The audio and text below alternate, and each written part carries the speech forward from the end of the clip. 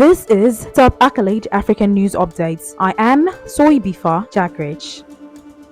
Authorities in Johannesburg, South Africa's commercial hub, have blamed the ongoing heat wave for the lack of water in some parts of the city for several weeks. The South African Weather Service on Monday issued a warning over excessively high temperatures, with the peak expected on Wednesday. The public water services providers say increased water consumption and lower reservoir levels are also fueling the city's ongoing water crisis. The company also said that its bulk supplier, Round Water, will reconfigure its system to boost supplies. Water shortages are common in Johannesburg and have triggered protests in the past. The current water crisis began late last year but has worsened in recent weeks. The water outages have not only hit homes but also public facilities. Aging infrastructure has also been blamed for the crisis. Last week, multiple homes and facilities, including hospitals, were forced to buy water from tankers after lightning damaged the key pump station, cutting off water supply for several days. Another pump station went offline last weekend after it was impacted by a power outage.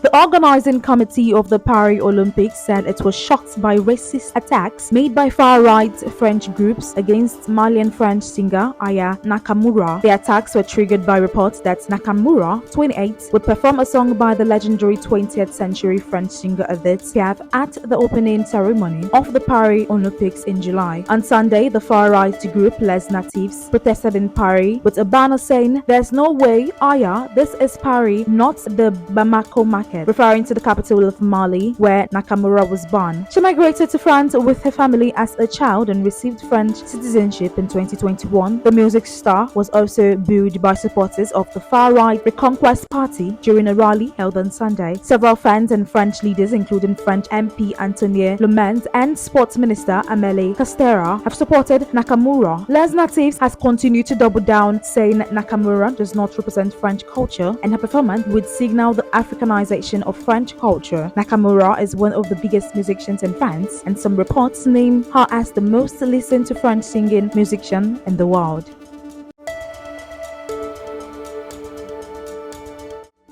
A pro-Iranian Shia group has held protests across Nigeria to call for an immediate ceasefire in the Gaza Strip. Members of the Islamic Movement in Nigeria, IMN, on Monday marched through the capital, Abuja, and in 10 other Nigerian states, calling for peace in Gaza. Protesters in Abuja burned UK and American flags in front of the US Embassy. They urged US President Joe Biden to withdraw his support for Israel and the Gaza conflict. The IMN was founded and is led by Ibrahim Zakzaky. The group, credited for the growth of Shia Islam in Nigeria, is based in the northwestern city of Zaria. It was banned by the authorities in 2019 following violent clashes between its members and security forces, but its supporters hold protests from time to time.